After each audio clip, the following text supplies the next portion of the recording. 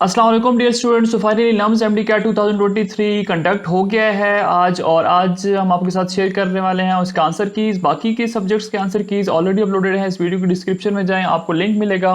आप उस लिंक के ऊपर क्लिक करें तो आप रीडायरेक्ट हो जाओगे उन पेपर्स की तरफ जो हम लोग ऑलरेडी अपलोड कर चुके हैं, उन पोर्शन की तरफ। और अगर आप लोगों ने हमारे ऑफिशियल व्हाट्सएप ग्रुप को ज्वाइन करना है तो आप ज्वाइन कर सकते हो। इस वीडियो की डिस्क्रिप्शन में जो आपको लिंक मिलेगा, आपने उस लिंक के ऊपर सिंपली क्लिक करना है तो आप हमारे व्हाट्सएप ग्रुप में भी ऐड हो जाओगे। हम व्हाट्सएप ग्रुप में जो भी एक्टिविटीज़ करेंगे तो वो भी आपके साथ शेयर करते रहेंगे। So let begin this video. अगर मुझसे कोई मिस्टेक होती है तो आप कमेंट सेक्शन के अंदर मेंशन कर सकते हैं, मैं उसको पिन कमेंट के अंदर लिख दूंगा, तो आप वहां से भी उसको चेक कर सकते हैं। Let begin this video. MCQ number 1 हमारे पास है कि आइसोकोरिक प्रोसेस। अब आप लोगों ने केमिस्ट्री के अंदर भी, फिजिक्स के अंदर बहुत सारे प्रोसेसेस पढ़े हुए हैं, isothermal, isochoric, isobaric and so on. So isochoric about आपसे पूछ रहे हैं। सो आइसोकोरिक वो प्रोसेस होता है जिसमें आप वॉल्यूम जो है उसको कांस्टेंट रखते हैं। ऑप्शन नंबर सी हमारे पास यहाँ पे राइट ऑप्शन है। एमसीक्यू नंबर 2 हमारे पास है कि if 42 joule heat is transferred to the system during expansion, what is the change in internal energy when work done is 32 joule. अब आपके पास ये न्यूमेरिकल था, सिंपल। आप लोगों ने एक फार्मूला लगाना था इसमें कि डेल्टा वी जो है that is equal to delta Q minus W. ठीक है, डेल्टा क्यू आपको यहाँ पे 42 गिवन है और क्यू जो आपके पास वर्क डन है दैट इज 32। तो 42 में से आप 32 को माइनस कर दो, you will get 10 joules. So यहाँ पे जो राइट ऑप्शन है that is option number B. Next हमारे पास एमसीक्यू नंबर 3 है कि the first law of thermodynamic is the generalization of the law of conservation of dash. अब first law of thermodynamic about आप लोग ऑलरेडी पढ़े हुए हो कि that is the generalized form of the law of conservation of energy. Hints option number C हमारे पास यहाँ पे राइट ऑप्शन है। नंबर 4 हमारे पास है कि while studying charging and discharging of capacitor RC is equal to resistance multiplied by capacitance is known as dash। अब ये क्वेश्चन आपसे पूछ रहा है ये किसकी इक्विवेलेंट होता है, so that is actually the time constant. Hence option number B हमारे पास क्या है, यहाँ पे राइट ऑप्शन है। नेक्स्ट एमसीक्यू नंबर 5 है कि in parallel combination of two capacitor their equivalence capacitance is equal to dash. अब अगर आपके पास दो कैपेसिटर्स हैं वो पैरेलल में लगे हुए हैं तो इक्विवेलेंस कैपेसिटर जो होगा वो इनका सम अप होगा C1 plus C2। So option number A हमारे पास क्या है, यहाँ पे राइट ऑप्शन है।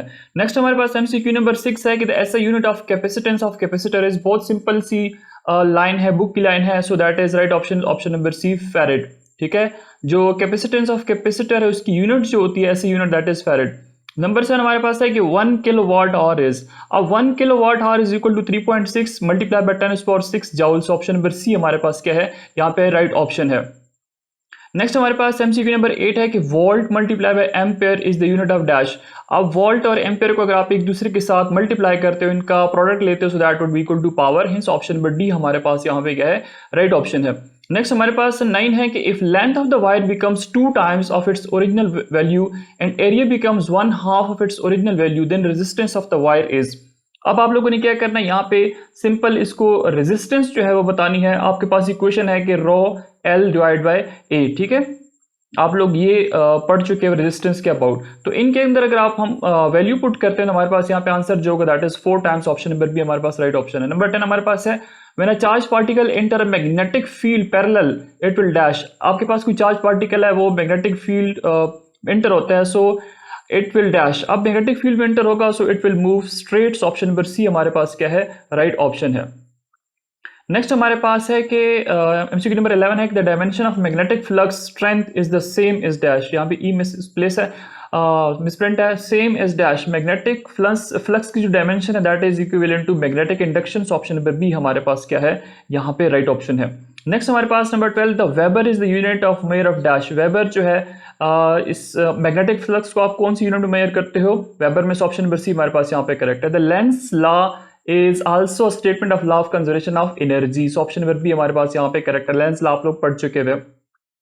14 हमारे पास है कि in Fleming's right hand rule the second finger indicate. अब सेकंड फिंगर जो है वो इंडिकेट करता है मैग्नेटिक फील्ड को। ऑप्शन नंबर बी हमारे पास क्या है, यहाँ पे राइट ऑप्शन है।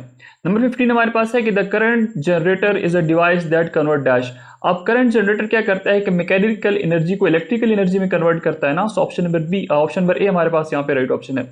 Number 16 a device that convert AC into DC is. अब ऐसी डिवाइस जो कि AC और DC को अल्टरनेटिव करंट को डायरेक्ट करंट में कन्वर्ट करता है तो आपसे पूछ रहा है सो यहाँ पे जो राइट ऑप्शन है दैट इज रेक्टिफायर, सो यहाँ पे डायोड को हम पिक कर लेते हैं। नंबर 17 हमारे पास है कि the conversion of alternating current into direct current is, AC into DC को अगर आपने कन्वर्ट करना है तो इस प्रोसेस को आप क्या कहते हो, दैट इज द रेक्टिफिकेशन, और रेक्टिफायर के थ्रू करते हो। ऑप्शन नंबर बी हमारे पास यहाँ पे करेक्ट है। In full wave rectification dash diode are road, अगर आपके पास अगर आपके पास फुल वेव रेक्टिफिकेशन होती है तो उसमें आप कितने डायोड्स को यूज करते हो। ऑप्शन नंबर बी हमारे पास यहाँ कि आप 2 जो है डायोड यूज करते हो। इसी तरह अगर हाफ वे होता तो हमारे पास सिंगल होता। नंबर 19 हमारे पास है कि one time taken of for half life of atom of radioactive isotopes disintegrate is called. अब रेडियोएक्टिव आइसोटोप्स के अबाउट आप लोग पढ़ चुके हैं कि वो होता है जो कि जिनकी डिसइंटीग्रेशन हो रही होती है, ठीक है, वो ब्रेकअप हो रहे होते हैं टाइम के साथ। तो यहाँ पे हाफ लाइफ की डेफिनेशन एक्चुअली है, ठीक है, अगर फॉर एग्जांपल पहले 50 है, अब वो हाफ लाइफ उसका क्या हो जाएगा 25, तो 25 ईयर्स या सेकंड्स वगैरह में कितना डिसइंटीग्रेट हुआ ये इसका हाफ लाइफ होता है, ठीक है। सो ऑप्शन नंबर डी हमारे पास यहाँ पे करेक्ट है। नंबर 20 हमारे पास है कि 32 gram radioactive element decays and remains 2 gram after 60 days. What is the half life of this radioactive element? अब यहाँ पे radioactive element के अबाउट आपने बताना है तो 60 को आप सिंपल 4 के ऊपर डिवाइड कर दो तो आपके पास आंसर यहाँ से 15 डेज आ जाएगा। सो ऑप्शन नंबर डी हमारे पास यहाँ पे क्या होगा, राइट ऑप्शन है, ठीक है। अब यहाँ पे हाफ लाइफ आप लोगों ने कैलकुलेट करनी है तो आपके पास उसका आंसर क्या आ जाएगा, 4 आएगा। उस 4 को आप जो है तो 60 के ऊपर डिवाइड कर दो तो आपके पास 15 डेज आ जाएगा। नंबर 20 हमारे पास है if the car is slowing down along negative X axis then acceleration will be along dash. अब एक्सेस के अबाउट आप लोगों ने पढ़ा हुआ है, ठीक है, यहाँ पे एक्स एक्सिस है, ठीक है, ये पॉजिटिव साइड होता है, यहाँ पे एक्स होता है, नेगेटिव वैल्यूज होती हैं। अब कहता है कि a car is slowing down along negative X axis, negative axis ये है तो उसका एक्सेलरेशन किस साइड पे होगा, so that would be positive X axis. Option number B option number A हमारे पास यहाँ पे क्या है, राइट ऑप्शन। नंबर 22 हमारे पास है कि the instantaneous velocity along the curve path is dash. तो इंस्टेंटेनियस वेलोसिटी अगर कर्व पाथ की बात करते हो so that would B along the tangent. So option number A हमारे पास यहाँ पे राइट ऑप्शन। नंबर 23 हमारे पास है इन परफेक्टली इलास्टिक कोलिजन, जब हमारे पास परफेक्टली इलास्टिक कोलिजन होगी तो वहां पे क्या होगा, momentum, kinetic energy, total energy सारी की सारी कंजर्व रहेंगी। सो ऑप्शन नंबर डी इसलिए हमारे पास राइट ऑप्शन है।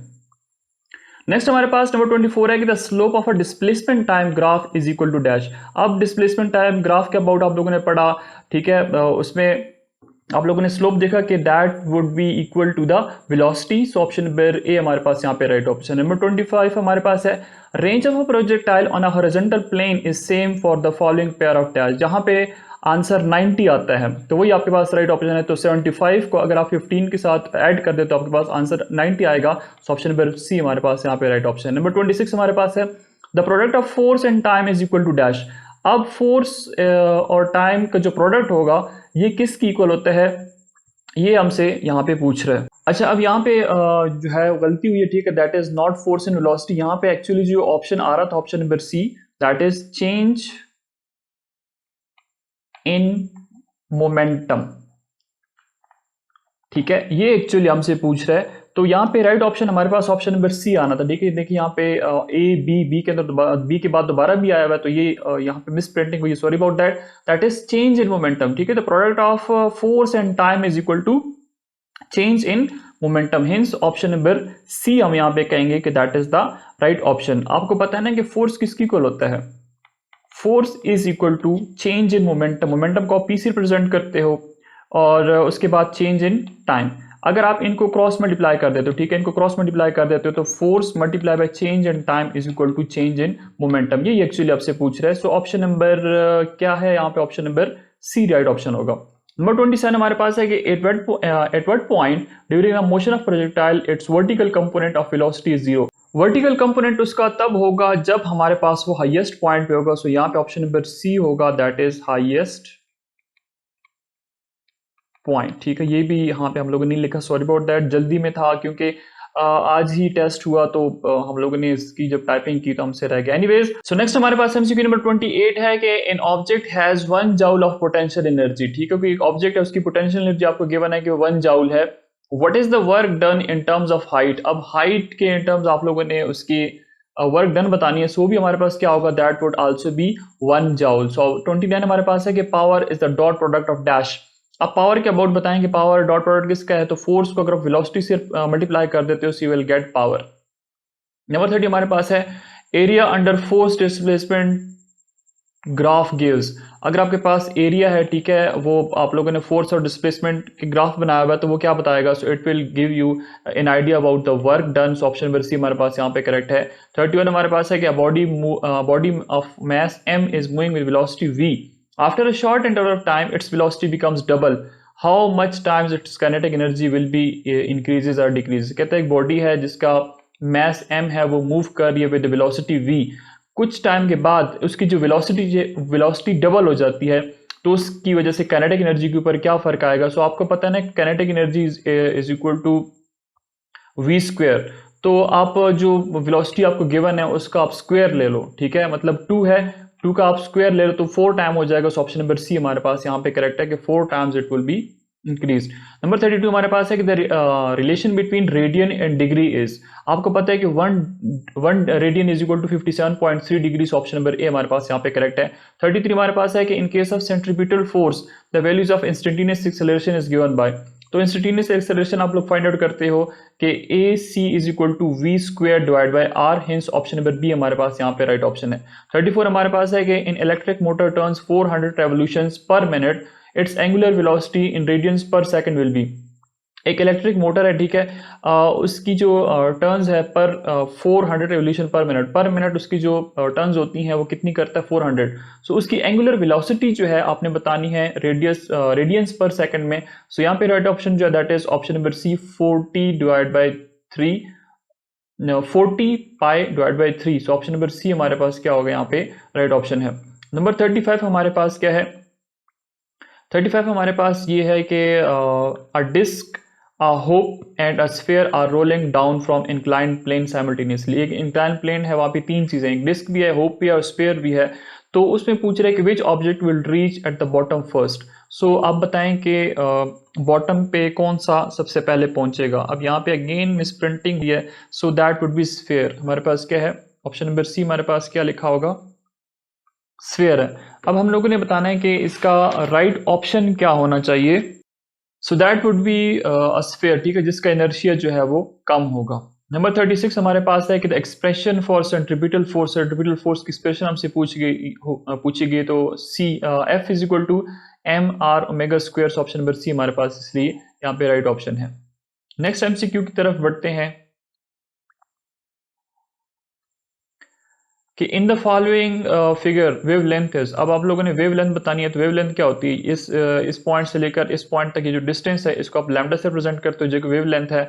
ये आपके पास टोटल जो डिस्टेंस है 2 मीटर है, तो इसको आप हाफ करोगे तो क्या हो जाएगा? 1 metre. So option number C हमारे पास यहाँ पे राइट ऑप्शन है। 38 हमारे पास है कि with increase in pressure the speed of the sound will dash. अब प्रेशर इंक्रीज करने से साउंड के ऊपर क्या इफेक्ट पड़ेगा? कोई इफेक्ट नहीं पड़ता। सो ऑप्शन नंबर डी हमारे पास यहाँ पे राइट ऑप्शन है। 39 हमारे पास है in transverse waves the portion above the mean level is. आपके पास वेव है, ठीक है, मीन लेवल से जो ऊपर वाला पोर्शन होता है उसका क्या कहते हो? So that would be the wave crust, ठीक है, नीचे वाला जो होगा वो ट्रफ होगा, ये वाला। 40 हमारे पास है कि the maximum displacement of particle of a medium on either side of the mean position of a wave is called dash. तो एम्पलीट्यूड की आपसे डेफिनेशन पूछ रहा है। सो ऑप्शन नंबर सी हमारे पास यहाँ पे इसलिए राइट ऑप्शन है। So student these are the MCQs, ठीक है, जो आज के पेपर में आए थे। अगर मुझसे कोई मिस्टेक हुई तो प्लीज बता दीजिएगा, मैं उसको पिन कमेंट के अंदर पिन कर दूंगा। Thanks for watching, stay connected with I am chemist.